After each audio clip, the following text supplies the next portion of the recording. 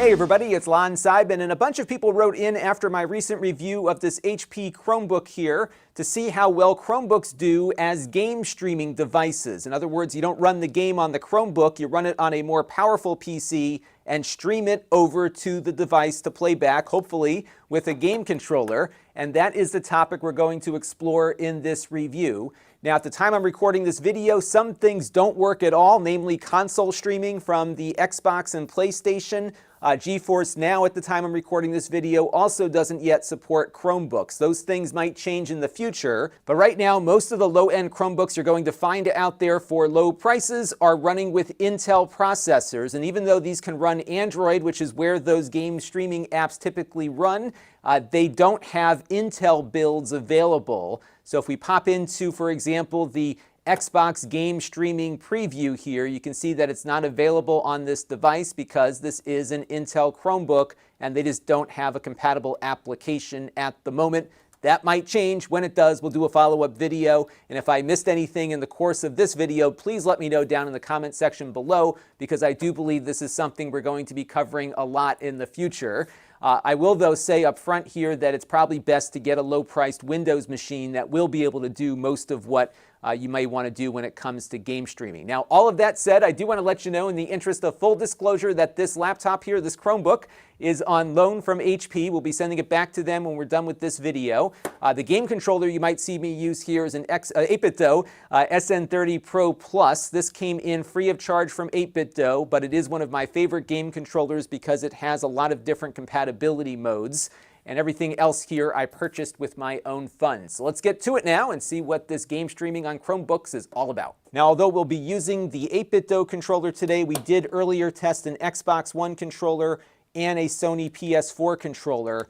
All of these worked both wired and wirelessly with the build of Chrome OS that came on this HP here. So all is good on most of these major controllers. Again, I like the 8BitDo just because it costs less and is probably easier to get at the moment, but if you have these other controllers laying around, I would try those first. And I also found a great website here called html5gamepad.com, and this will let you test all of your controllers through a web page, basically, to see what the Chromebook has picked up, and you can make sure all of your controllers are working properly before you go forward with this. Now, we're going to be looking at two different ways to stream games. We're going to be looking at doing it through Android apps, and also one area where we can actually stream directly to the browser, which of course will be ideal in most circumstances when using a Chromebook. But let's start with the Android stuff first. We're going to start with the easy one, Steam Link. All right, so the first thing you want to do is grab the Steam Link app from the Google Play Store. If you've got an older Chromebook, you may not have access to Android apps, and as such, you're not going to be able to get this to work.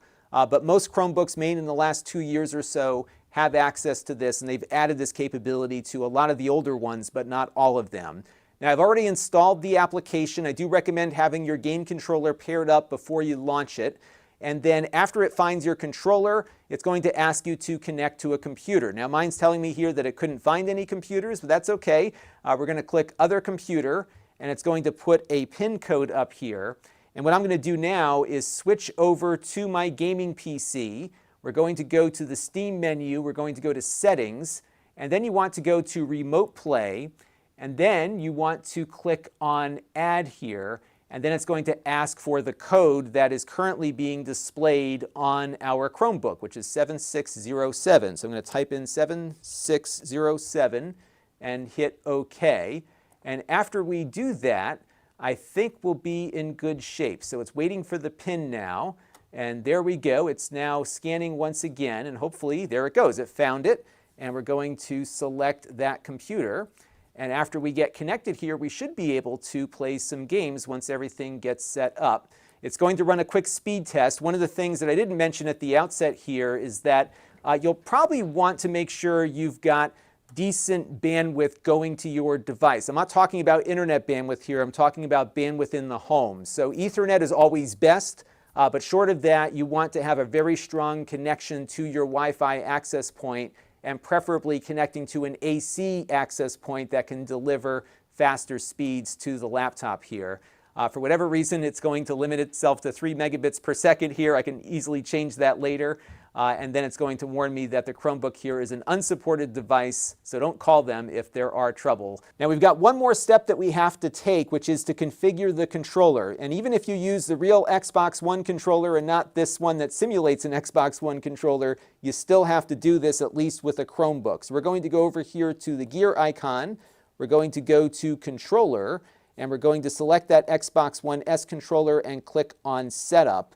And what we have to do here is actually map out the buttons, because by default, even though it detects the controller properly, the buttons weren't mapping the right way. So you have to go through and just set all this up here real quick, which I'm going to do right now and speed this up for you. Okay, there we go. We are done, so let's see if we can play a game on this thing. All right, so let's click on Start Playing here and see what happens. We're going to connect to the computer. What it will do is drop you into the Steam big picture mode so you can easily navigate with the controller here. Let's give it a second here to get connected, and now what we're seeing is actually an image being streamed from my gaming PC over the network to the Chromebook. So we're going to take a look maybe at No Man's Sky. One thing I'm noticing right out of the gate here is that the input latency is pretty bad on this, and that's to be expected running an Android app through what is essentially not an emulator, but a container of Android on a Chromebook. So there are a lot of things in the middle of these button pushes that will certainly impact things a bit here. Let's let this game get launched and we'll see how it runs. All right, it looks like we are up and running now. It seems like it's a pretty passable stream here. It seems to be working pretty nicely. There is, again, some input lag with this, so it's not the best experience, but we are running the Android app here on our Chromebook. I can hop into my mech here and see how that works. So let's get into our mech guy here, and hopefully it'll let me in. I'm in a stormy planet, which can kill me very quickly, but here we go. We're in my mech walking around. Hopefully I don't break too many things. I have like my laser beam here as well, and I can hop out of here and jump back into my spaceship and fly off the planet if we want. But all is good. It seems like it's working pretty decently here. A little bit of extra setup with the controller, but it does appear that Steam Link on an Intel low-end Chromebook here is something that will work, at least initially here, so that's good. Now, if you're watching my live stream the other day, you may have seen me really struggling with some of the other popular game streaming apps, including Parsec and Moonlight. I just couldn't get them to work reliably, but I did find one that works pretty well, actually. It's called Rainway. Let me pull it up here for you real quick so you can see what it looks like. This is free. There's a server app that you install on your Windows 10 gaming PC, and then on your device here, on your Chromebook, you just go over to the Get Rainway button here and log in. And once you're logged in and you go over to the Rainway for the web, you can just click that to open it up in a new tab, and you're connected to your device. Now, one thing I suggest you do is hit the start button on your controller so it gets detected. That's the one thing that I've noticed I've had to do on this to get things working. But then you're good to go. So let's take a look at No Man's Sky again, because this really was not working too well on some of the other platforms that we were playing around with. And now you can see we've gone full screen with this. What you're looking at is the image coming over the network to my gaming PC here.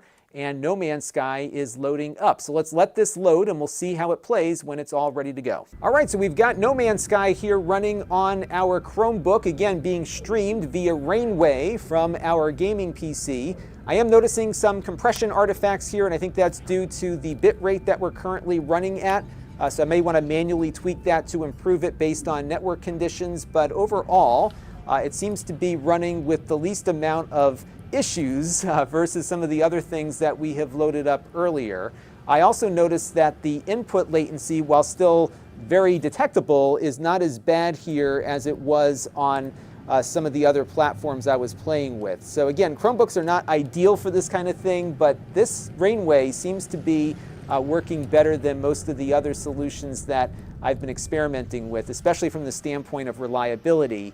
That's partly because this runs directly in the browser via WebRTC and is a much more responsive way to do something like this on a Chromebook, and I think that's why it is working as well as it is. Now, one thing that I noticed on my particular instance of Rainway is that I was occasionally getting a jumpy cursor. If you go into Settings and to Advanced, you can turn on this option, which they say may add some latency.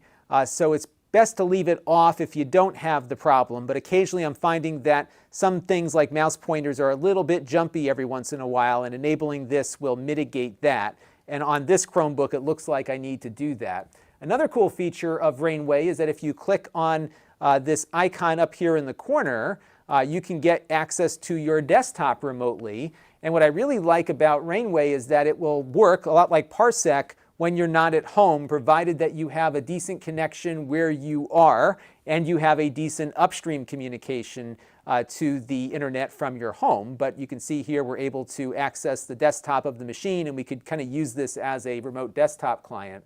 What you can do here is hit escape to release the mouse, because when you are using it here, it kind of binds it to the screen. But if you want to get out of that, you hit escape, and then you can go here to end the session with the desktop there. So lots of cool stuff. Works great here on the Chromebook. It will prompt you to install like a Chrome OS application, so you can actually launch it like an app, even though it's running as a WebRTC app. And altogether, I was really impressed with Rainway, having played with it a bit. I would just be careful because, you know, it's pretty much a one-click solution to log into your Windows 10 PC. That, of course, has some security implications, so you want to be very careful with the passwords you choose for this account. I don't know if they have two-factor authentication, but if they do have it, enable it, just because you want to make it a little bit more difficult for people to log into your computer remotely. I would actually only run it when you want to actually access your PC remotely, but it looks like for Chromebooks at least, especially this particular Chromebook, Rainway feels like the best solution for streaming games from my gaming PC. Now, we do have to talk about Google Stadia before we close out the video here, because it is a Google product and it works great on this low-end Chromebook. My controller was detected just fine, as you can see here, and it actually looks pretty good. Let me give you the screen capture here from the laptop. Again, this is 720p, but it looks great, and this is streaming over the internet from Google's servers. Now, there's two different tiers to Google Stadia. There's a free tier where you have to buy all the games, and they have a pro tier that gives you a couple of free games to play around with, and then you can also buy additional games from the library. Now, like many PC gamers, I'm not all that crazy about Stadia from a library standpoint, primarily because I have a ton of games on Steam and on the Epic Games Store, and of course through Game Pass now, that I can't play at all through this awesome Stadia streaming technology.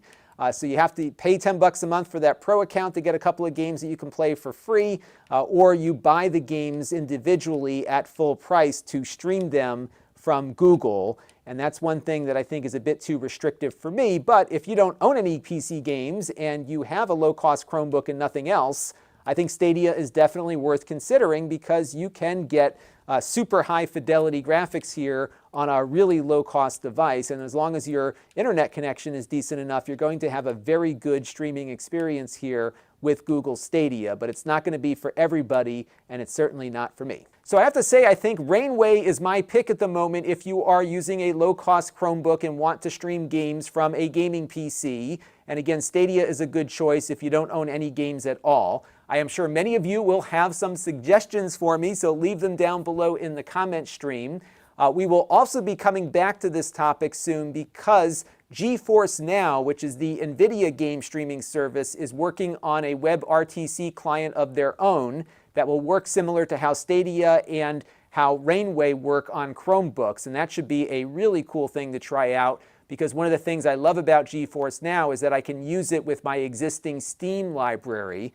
And you can see more about that in the video that I did a little bit earlier on that topic. So I'm sure we'll be back again with this. Let me know what you thought down in the comments below. And until next time, this is Lon Seidman. Thanks for watching.